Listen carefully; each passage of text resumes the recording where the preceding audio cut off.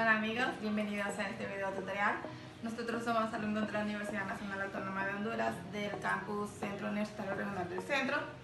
Pertenecemos a la carrera de Comercio Internacional y de Administración de Empresas. Estamos cursando la asignatura de Análisis Cuantitativo 1 con el licenciado Sergio Geraldo Padilla, y el día de hoy les traemos un pequeño video acerca de chi cuadrado. Esperamos que este video les sea de su utilidad y comencemos. En estadística existen diversas pruebas para analizar la relación entre variables. Las variables nominales son las que permiten relaciones de igualdad o desigualdad, como por ejemplo el género. Y en este video conoceremos una de las pruebas para analizar la independencia entre variables nominales o superiores, la prueba chi cuadrado a través del contraste de hipótesis. Como ya es de su conocimiento, en el presente video tutorial abordaremos el tema distribución chi cuadrado. Esta es una de las herramientas no paramétricas más utilizadas en los procedimientos estadísticos, ya que con esta podemos utilizarla para contrastar hipótesis cuando no son posibles los supuestos respecto a los parámetros o a las distribuciones poblacionales. Existe una distribución de chi cuadrado para cada grado de libertad. En la figura que se presenta en pantalla, se muestra que a medida que se incrementa el número de grados de libertad, en otras palabras, el conjunto de observaciones que tenemos dentro de un espacio muestral, esta curva se vuelve más sesgada. Dentro de la distribución de chi cuadrado existen diferentes pruebas que podemos utilizar para determinar los resultados. Una de ellas son las pruebas de bondad de ajuste. Con frecuencia las decisiones en los negocios requieren que se pruebe alguna hipótesis sobre la distribución poblacional desconocida. Por ejemplo, se puede plantear la hipótesis que la distribución poblacional es uniforme y que todos los valores posibles tienen la misma probabilidad de ocurrir. Las hipótesis que se podrían plantear serían la hipótesis nula, la distribución poblacional es uniforme, y la hipótesis alternativa, la distribución poblacional no es uniforme. En estas pruebas, las medidas sobre qué tan cerca se ajusten los datos muestrales, debemos de observar una forma de distribución particular, planteándolas como hipótesis, como lo que tenemos en pantalla. Si el ajuste razonable que se dé es muy cercano, podemos concluir que sí existe la forma de distribución planteada como hipótesis, ya que en las pruebas de bondad de ajuste lo que tenemos es una observación entre una distribución esperada y una distribución observada. Siguiendo con el mismo tema, tenemos otro claro ejemplo. Si se hace rodar un dado bueno, es razonable plantear como hipótesis un patrón de resultados, tal que cada resultado, números del 1 al 6, los números que contiene un dado, ocurra aproximadamente un sexto de las veces. Ahí tenemos una fórmula que es la que utilizamos para las pruebas de chi cuadrado. Y para contrastar una hipótesis relativa a una distribución poblacional, se debe analizar la diferencia entre las expectativas con base a la distribución planteada y como hipótesis, y los datos que realmente aparezcan en la muestra.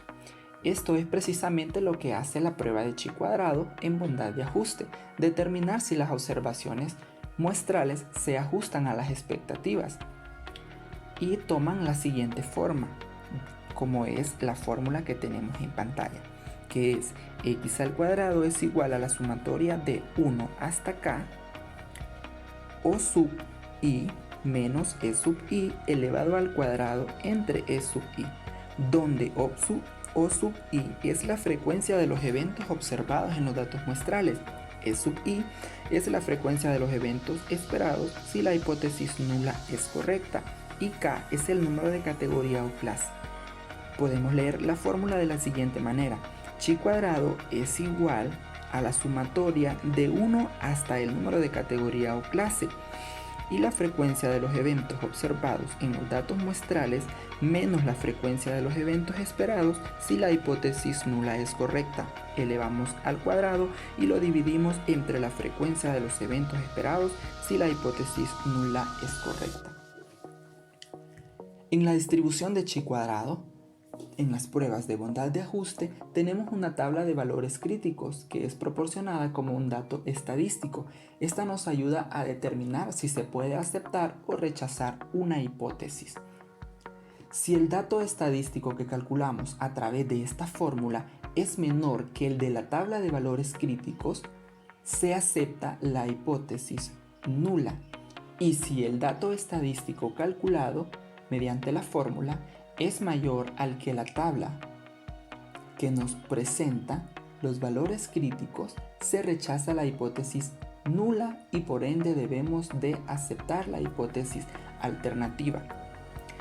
Este es un avance para que ustedes puedan entender más adelante los ejercicios prácticos que se van a mostrar con esta fórmula.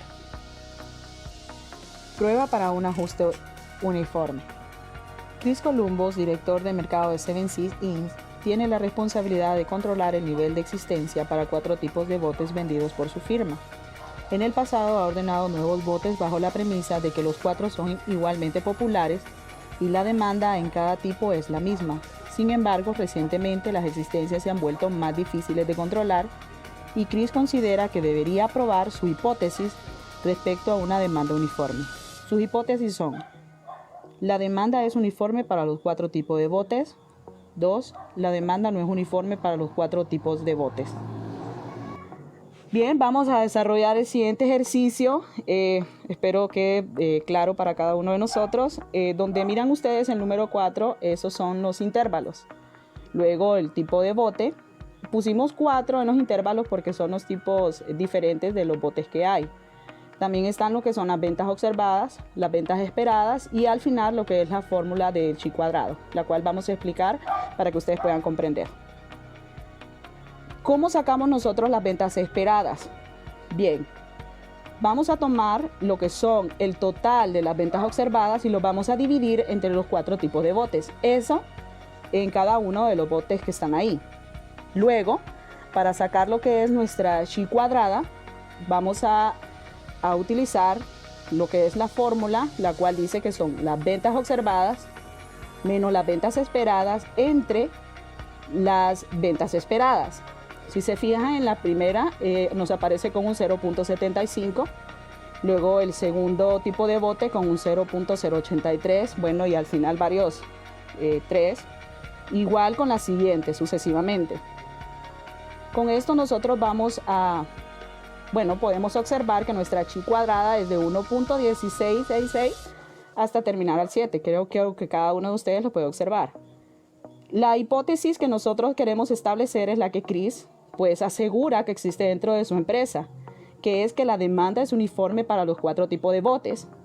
O podría salir también que la demanda no es uniforme para los 4 tipos de botes. Pero déjenme decirles que sí, en efecto, lo que Chris quiere dar a comprender dentro de la compañía es totalmente cierto. La demanda sí es uniforme para los 4 tipos de botes y lo pudimos encontrar de la siguiente forma. Los grados de libertad, nuestro ejercicio hablaba de que eran 4. Siempre vamos a tener que restarle 1 porque ya es una fórmula que está establecida. Eso nos va a dar a nosotros 3. Vamos a buscar dentro de lo que es nuestra tabla, porque tenemos que localizar dentro de la tabla cuál es el valor que en ella aparece como la chi cuadrada. Y como no se especificaba el ejercicio, dice que tenemos que encontrar un 0.05% de probabilidades de que sea esa hipótesis la que nosotros debemos de tomar.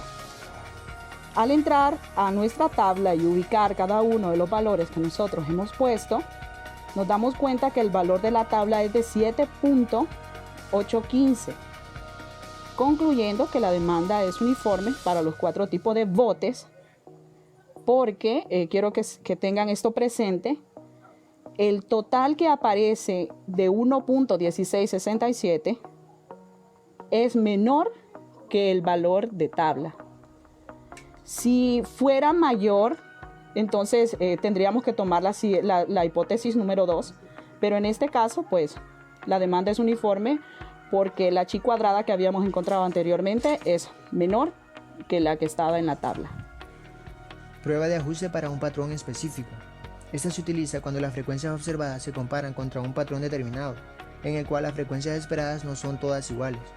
Para obtener las frecuencias esperadas se utiliza la fórmula de EI igual a NPI, en donde N es igual al tamaño de la muestra y PI es igual a la probabilidad de cada categoría. A continuación veremos un ejemplo para poner en práctica.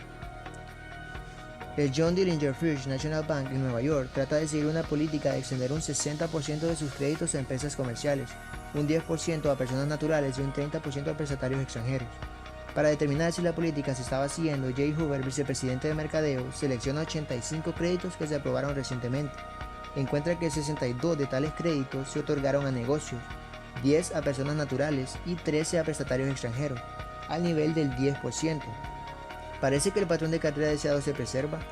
Pruebe las hipótesis de que: hipótesis 1, se mantuvo el patrón deseado, es decir, 60% son créditos comerciales, 10% son préstamos personales y 30% son créditos extranjeros.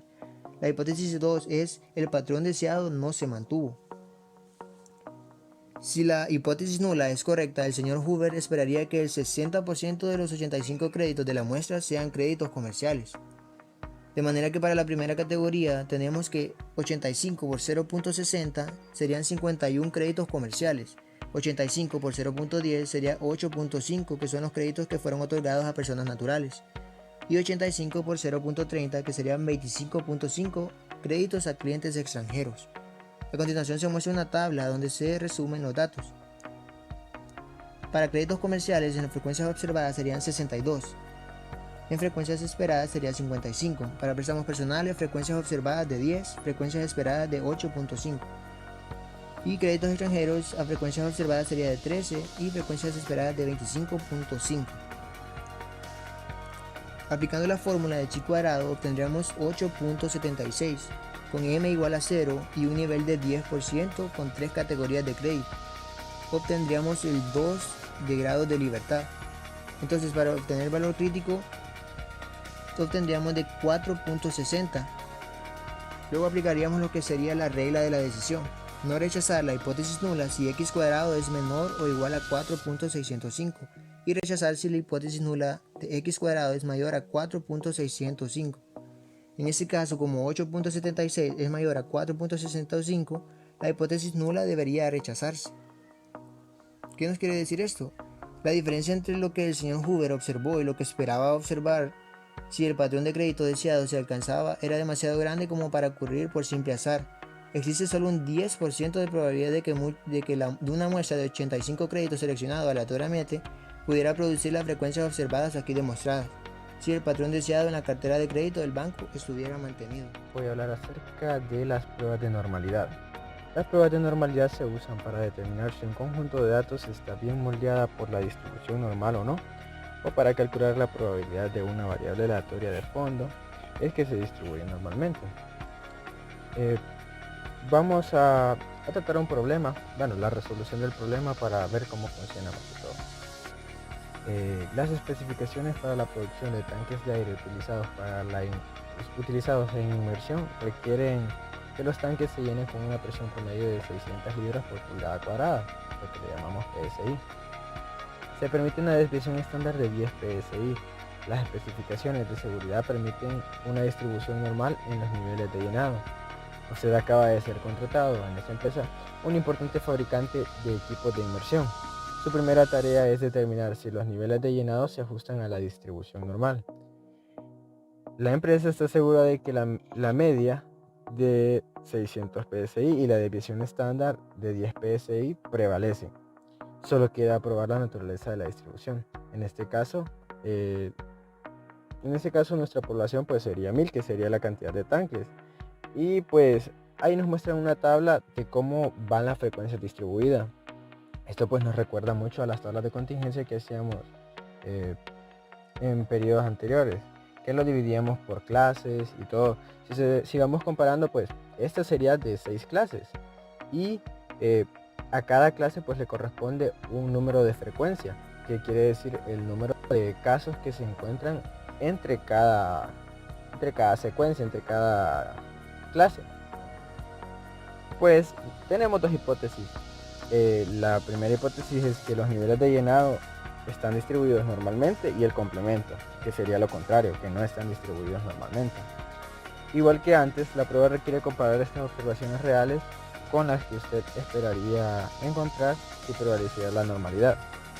Para determinar estas frecuencias esperadas, usted debe calcular las probabilidades de los tanques seleccionando aleatoriamente tengan los niveles de contenido en los intervalos presentados en la tabla anterior.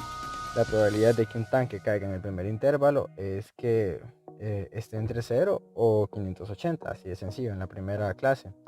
El problema que se enfrenta está representado en la siguiente figura. Usted debe determinar el área sombreada bajo la curva así. Pues es sencillo, vamos determinando las áreas. Nosotros sabemos, tenemos un gráfico aquí en la esquina. Podemos ver que el 50% de los datos se encuentra al lado izquierdo y el 50% al lado derecho.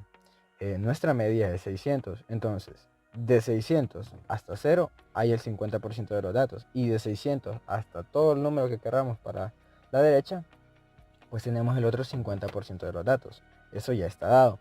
Entonces, para encontrar el área sombreada, lo que vamos a hacer es que lo vamos a sacar por restando del 50%.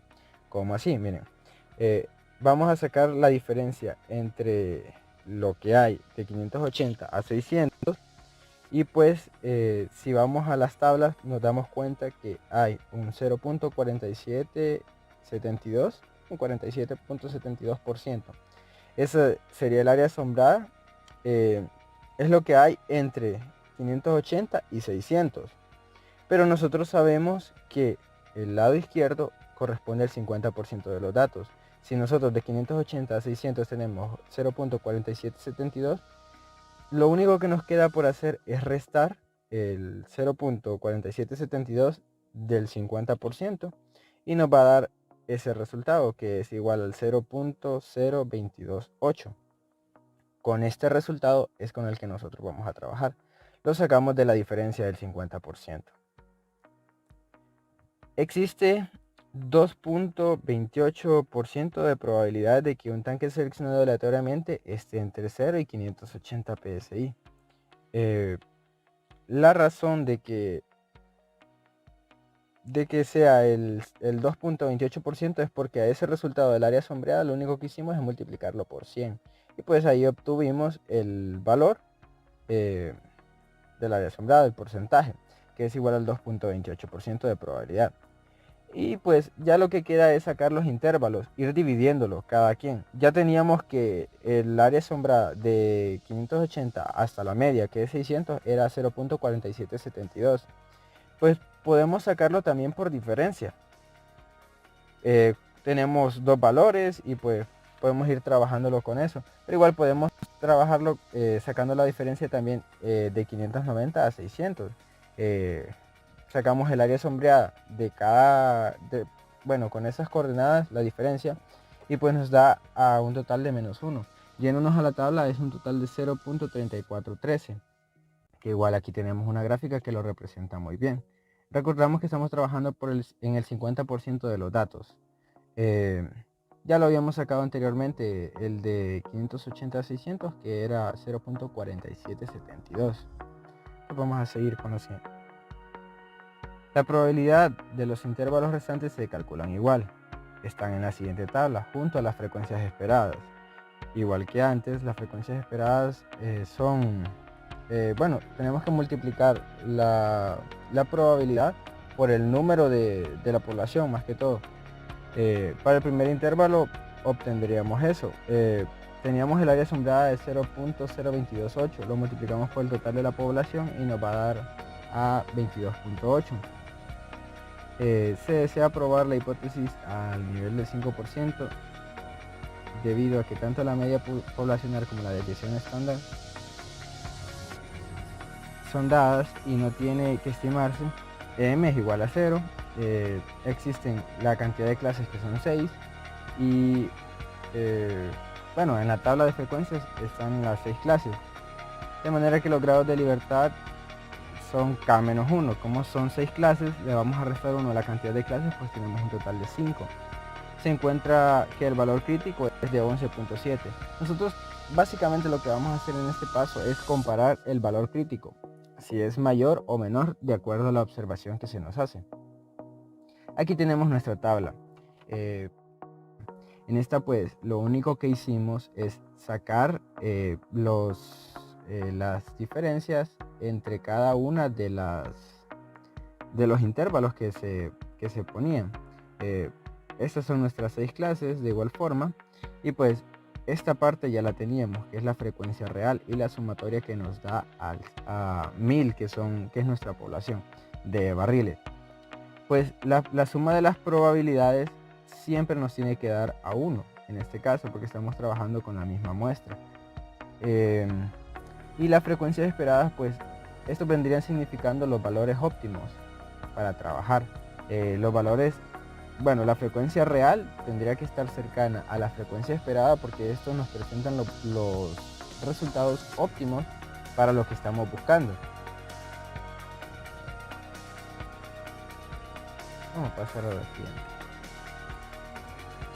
La regla de decisión, eso es muy importante, porque eso es lo que le decía, es lo que vamos a comparar. Vamos a rechazar la hipótesis nula si el valor crítico es menor a 11.07 y vamos a rechazar la hipótesis nula en caso que el valor crítico sea mayor.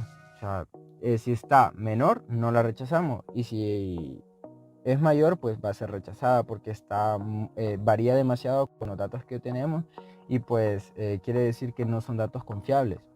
Pues ¿cómo vamos a sacar este resultado? Es sencillo. Vamos a ver, voy a colocar la primera, vamos a enfocarnos en cada una. Esto representa cada una de las frecuencias que tenemos anterior. Si ustedes se fijaban en la tabla anterior, tenemos la frecuencia real y la frecuencia esperada. Entonces lo que vamos a hacer para sacar este dato es la frecuencia real menos la frecuencia esperada, todo esto elevado al cuadrado, entre la frecuencia esperada, que sería 22.8, y este pues sería con lo que nosotros trabajaríamos.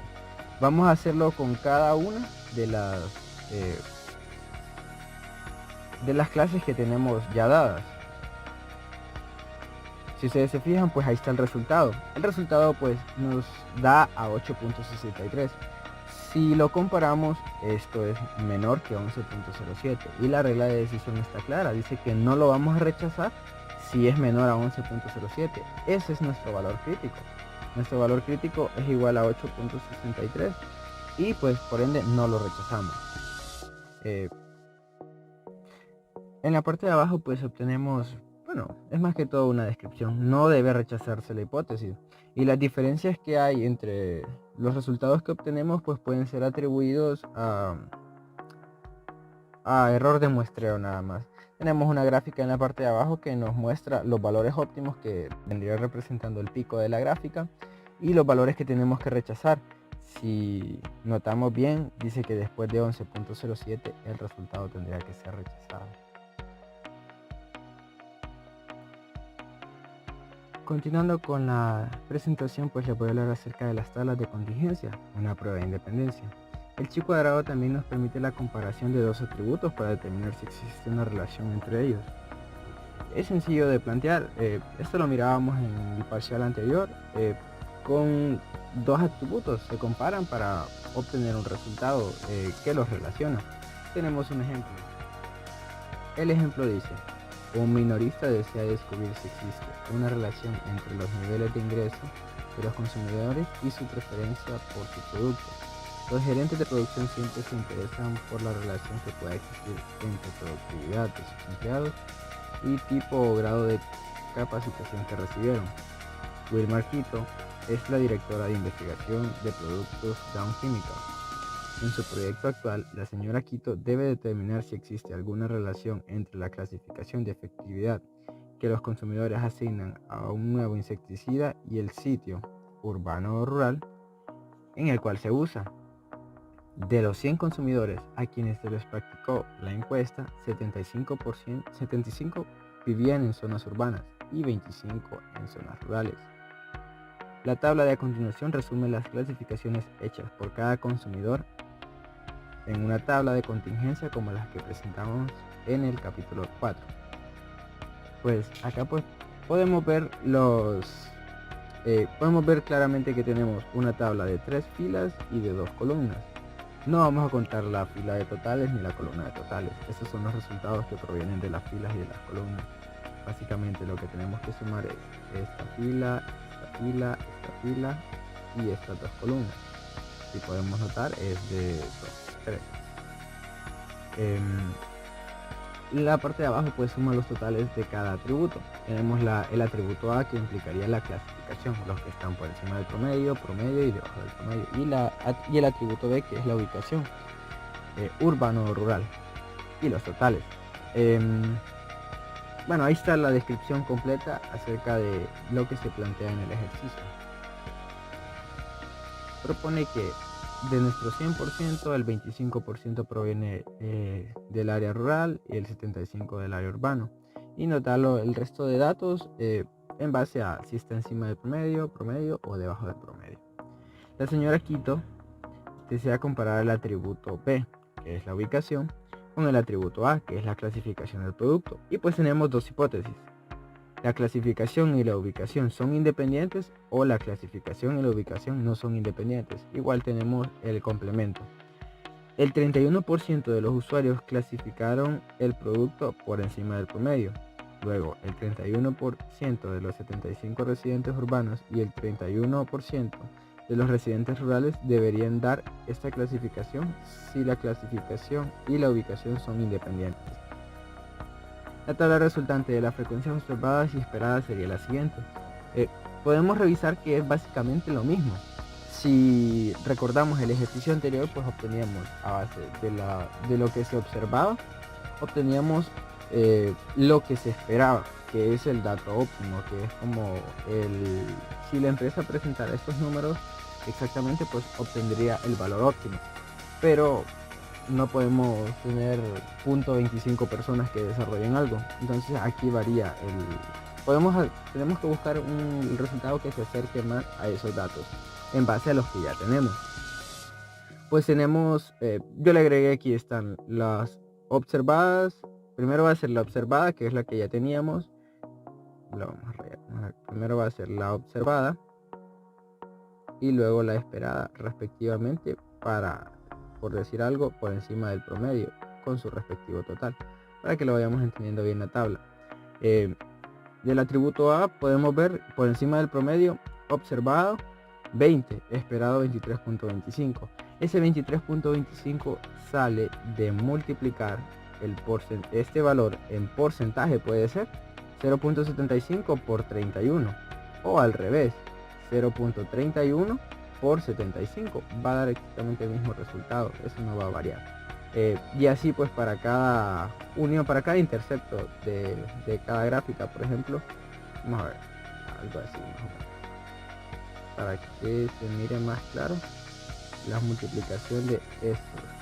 Igual para obtener esto de aquí es 25 por 0.31 por 0.48 y por 0.21, o puede ser 0.25 por 21, 48 y 31, igual va a dar los mismos resultados. Estos son nuestros resultados esperados y los observados, por eso ahí están la descripción, para que nos guiemos.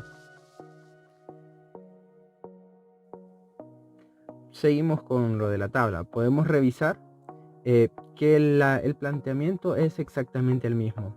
Es lo observado menos lo esperado, eso lo elevamos al cuadrado, eso entre lo esperado, y así vamos sumando con cada resultado que obteníamos. Como la tabla es de 2 por 3, son 6 resultados. Si sumamos la cantidad que tenemos aquí, pues van a ser 6 elementos que estamos sumando, pues eso nos da un total de 3.76. Nosotros también tenemos aquí un valor crítico que respetar. Bueno, pero aquí vamos a sacar vamos a ver algo acerca de los grados de libertad. Tenemos que para obtener los grados de libertad tenemos que sacar las filas -1 por las columnas -1. Teníamos 3 filas, -1 sería 2. Teníamos 2 columnas, -1 sería 1. Entonces 2 por 1 nos da igual a 2, que son los grados de libertad. Se fija que alfa es igual al 10%, con un valor crítico de 4.605. Como muestra la siguiente figura, no se rechaza de acuerdo con la regla de adquisición. Ahí tenemos el gráfico para que nos pueda ayudar. Bueno amigos, esto ha sido todo por hoy. Esperamos que el video haya sido de su agrado. Nos gustaría que nos apoyaran con un bonito like. Si tienen algún aporte que realizar, lo dejan en la descripción.